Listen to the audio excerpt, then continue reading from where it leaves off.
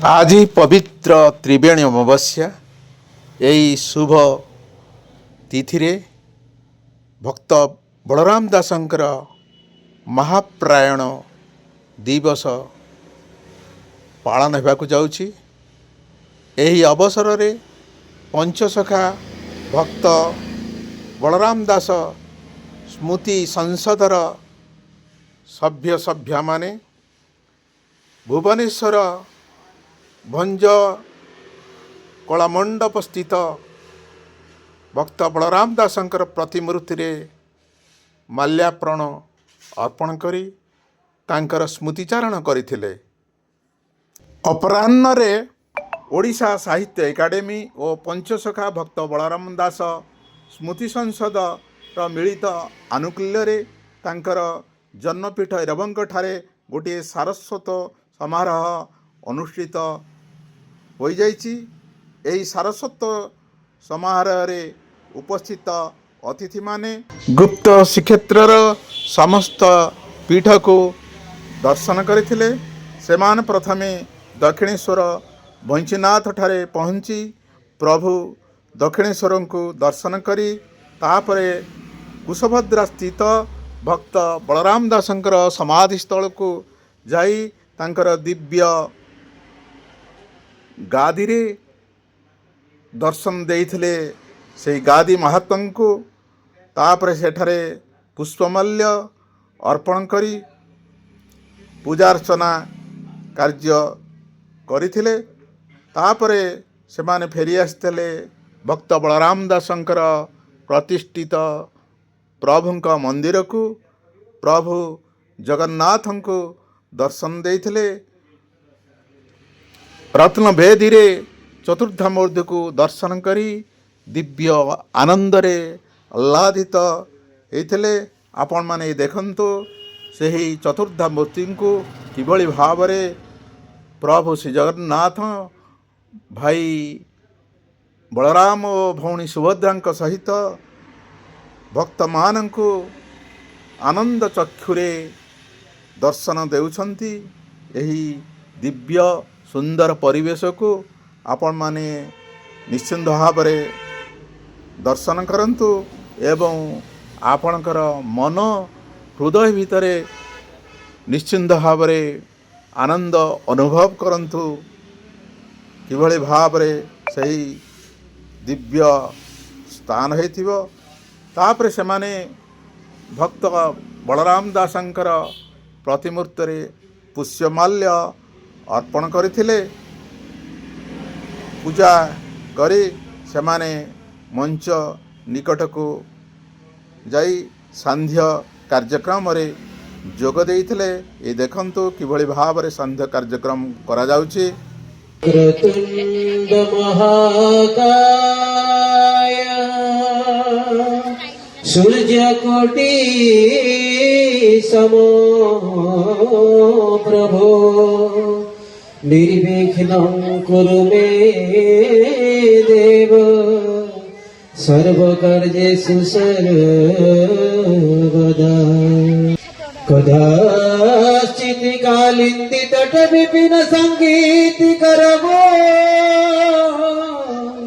मुदाभिरिनानि भवन कमला सादमधुप रमा शंभु ब्रह्मासुरपति गणेशार्चित पदो जगन्नाथ स्वामी नयन पथगामी भव तुमे। जगन्नाथ स्वामी नयन पथगामी भव तुमे। जगन्नाथ स्वामी नयन पथगामी भव तुमे। सर्व मंगल मांगल्ये शिवे सर्वार्थ साधिके शरण त्र्यंबके गौरी नारायणी नमस्तुते। तापरे प्रभु जगन्नाथ ओ भक्त बलराम उद्देश्य रे गोटे सुंदर ओडिसी नृत्य नर्तकी मान द्वारा परिवेषण होता। ये देखंतु सही सुंदर ନୃତ୍ୟକୁ।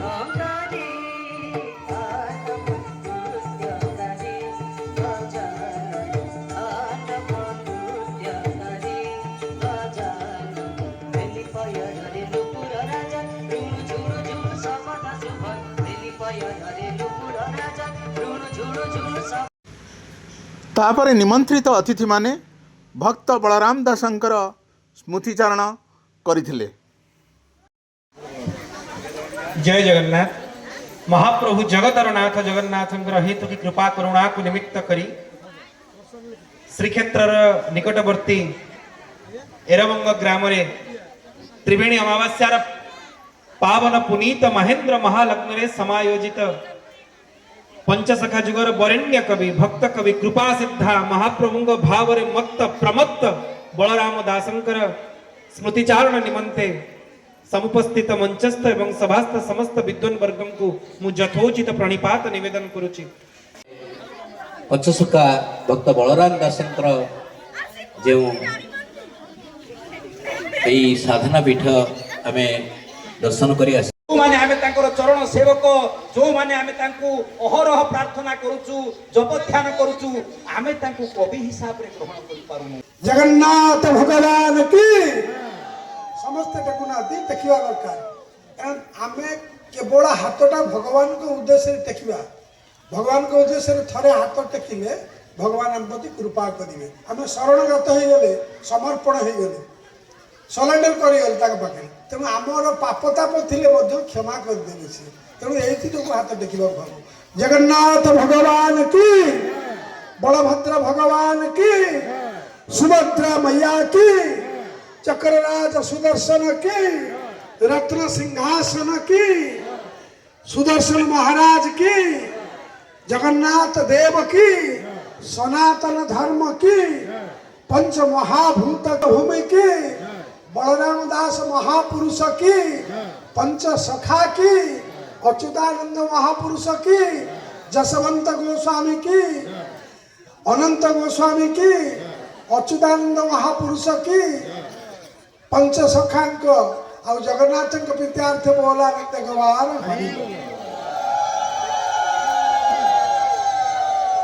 ए जीव आपणकर पवित्र है ए हाथ आपणकर पवित्र है आध्यात्मिक कार्य जदि हरिबोल हुआहुई न पड़े आउ हाथ टेका हुए नहीं प्रभु को तन्मय न हुए से सवार किसी मूल्य नहीं तेणु अन्य मनस्क नई एकाग्रता चित्तरे आपण माने मन दबा दरकार आउ थे हरिबोल हुलाहुली पकांतु ए बलराम दासंकर ये अमर भूमि सबुबले अमर हो भक्त बलराम महापुरुष आदि पुरुष आत्मज्ञानी ब्रह्मविद्या भीति एवं जाते स्मर जुगे जुगे जे अमर जुगे जुगे जांकर खेला नीला से महापुरुष ए माटी की पवित्र करंतु बोल आनंद गवार।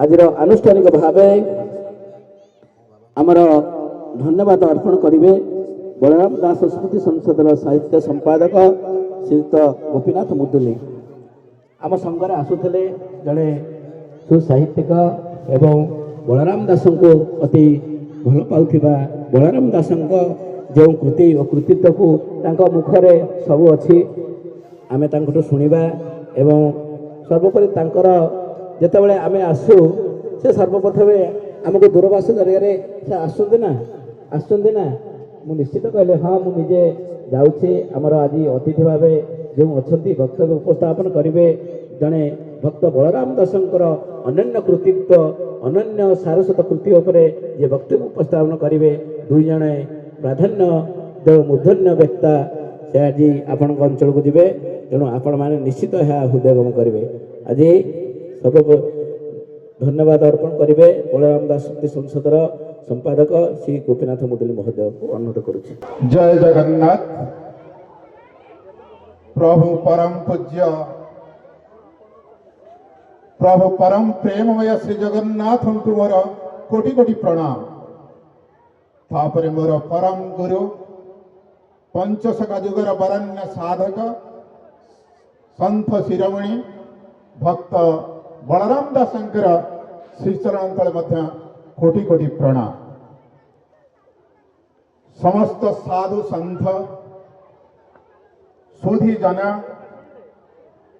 ଆମର ପ୍ରିୟ ଜନସାଧାରଣ କୁନି କୁନି ପିଲାମାନେ ଯାହା ହଉ ଆଜି ପରମ ସୌଭାଗ୍ୟ ଆମେ ଆମର ଏହି ମଞ୍ଚରେ ଆମର ପୂଜ୍ୟ ଅତିଥିମାନଙ୍କୁ ପାଇଛୁ।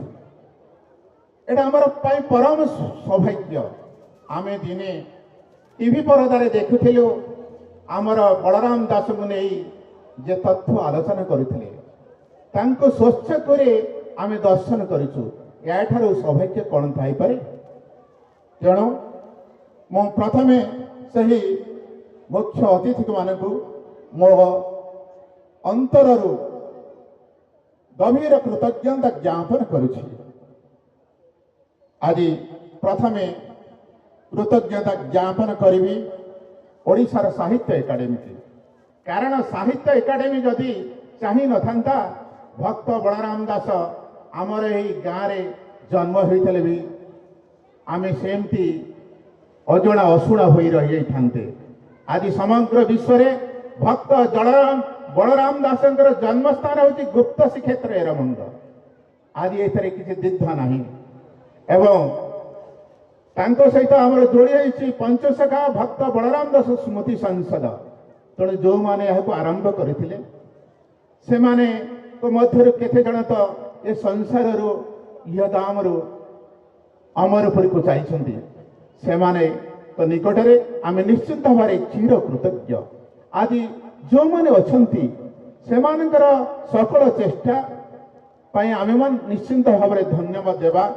ପଞ୍ଚସଖା ଭକ୍ତ ବଳରାମ ଦାସର ସ୍ମୃତି ସଂସଦର ସମସ୍ତ ସଭ୍ୟ ସଭ୍ୟା ଏବଂ ସାହିତ୍ୟ ଏକାଡେମୀର ସମସ୍ତ କର୍ମଚାରୀ ସହ ସଚିବ ତଥା ସଚିବ ସେମାନଙ୍କୁ ମଧ୍ୟ ମୋର ଗଭୀର କୃତଜ୍ଞତା ଜଣାଉଛି। ଏହି ସାରସ୍ୱତ ସଭାରେ ମୁଁ ପ୍ରଥମେ ମୋର ହୃଦୟର ଗଭୀର କୃତଜ୍ଞତା ଜ୍ଞାପନ କରୁଛି ଆମର ପରମ ଗୁରୁ ଧ୍ୟାନକୁଦର ବାବା ପ୍ରେମ ସାଗର ଅରକ୍ଷିତ ଦାସ ମହାରାଜ। ପ୍ରକୃତରେ ଆପଣମାନେ ଜାଣି ଖୁସି ହେବେ ଧ୍ୟାନକୁଦ ହେଉଛି ଏମିତି ଗୋଟିଏ ସ୍ଥାନ ଯେଉଁଠି ପଞ୍ଚସଖା ମାନେ ବସି ଧ୍ୟାନ କରୁଥିଲେ ଏବଂ ସେହି ପବିତ୍ର ପୀଠରୁ ଆସିଛନ୍ତି ଆମର ବାବା ପ୍ରେମ ସାଗର ବାବା। ତାଙ୍କୁ ମୋର ଗଭୀର କୃତଜ୍ଞତା ଜଣାଉଛି। ତାପରେ ଆହୁରି କୃତଜ୍ଞତା ଦେବି ଯେ ଜଣେ ବିଶିଷ୍ଟ ଗବେଷକ ସେ ତାଙ୍କର ଜ୍ଞାନକୁ ତ ଆପଣଙ୍କ ଆଗରେ କହିଲେ ଡକ୍ଟର ଆଶୁତୋଷ ମହାଶୟ।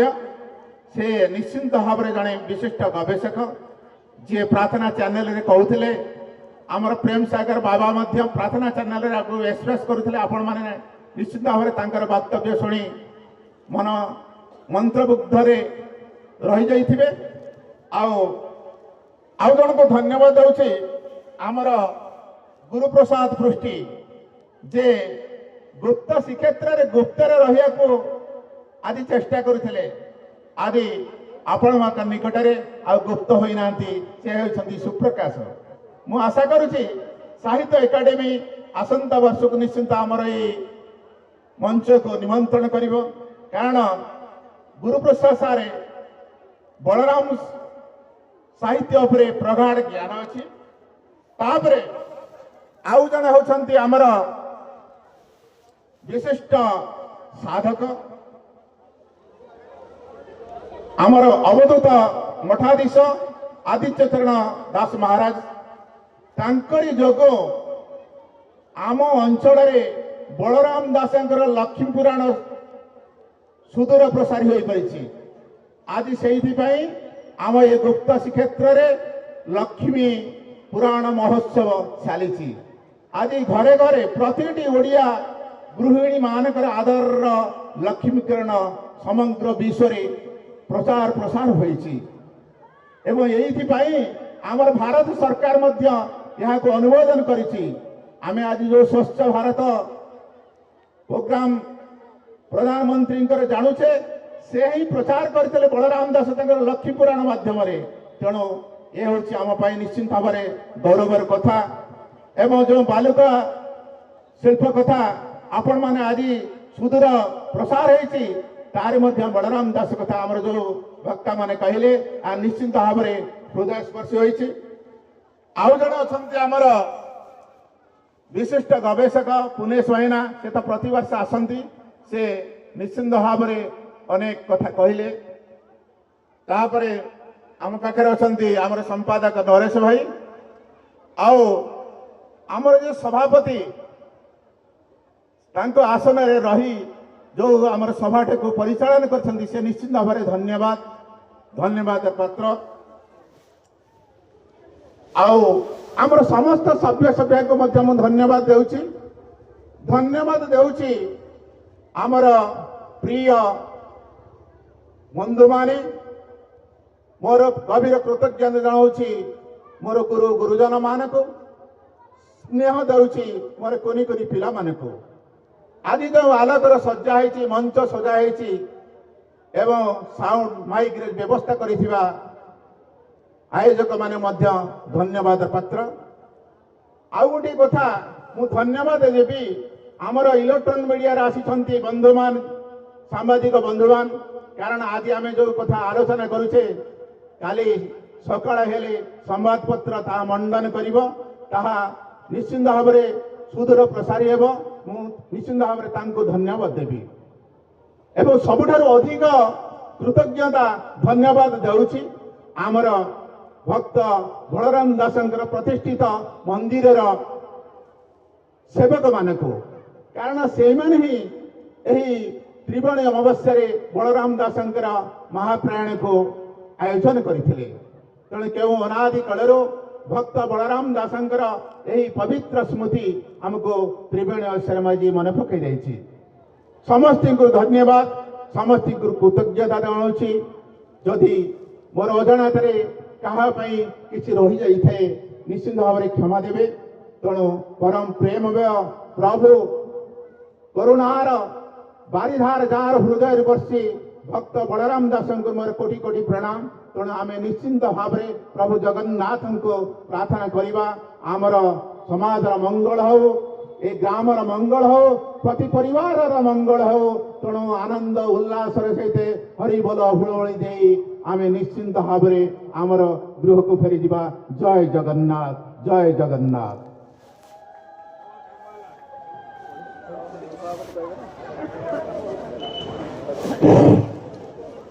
ଏତେ ସମୟ ଧରି ଆପଣମାନେ ଯେଉଁ ସାରସ୍ୱତ ସନ୍ଧ୍ୟାରେ ଯେଉଁ କାର୍ଯ୍ୟକ୍ରମ ଉପଭୋଗ କଲେ, ବର୍ତ୍ତମାନ ତାକୁ ସମାପ୍ତ କରୁଛୁ।